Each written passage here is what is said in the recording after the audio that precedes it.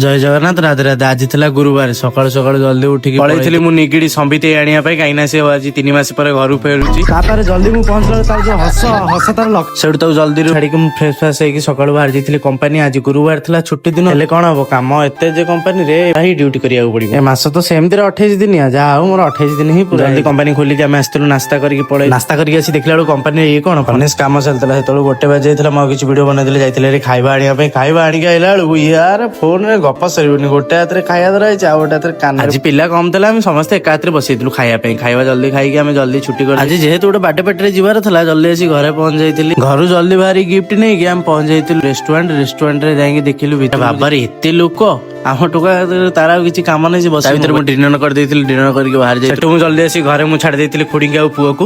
ସେଠୁ ଜଲ୍ଦି ଛାଡିକି ଆସିକି ମୁଁ ଗାଡି ପାର୍କିଂରେ ଲଗେଇ ପାର୍କିଂ କରିକି ମୁଁ ଆସିଥିଲି। ଏଇଠି ବ୍ଲଗ ଏଣ୍ଡ କରୁଛି। ରହୁଛି ଜୟ Jagannath Radhe Radhe. Like comment share ନିଶ୍ଚୟ କରିବାକୁ ଭୁଲିବେନି।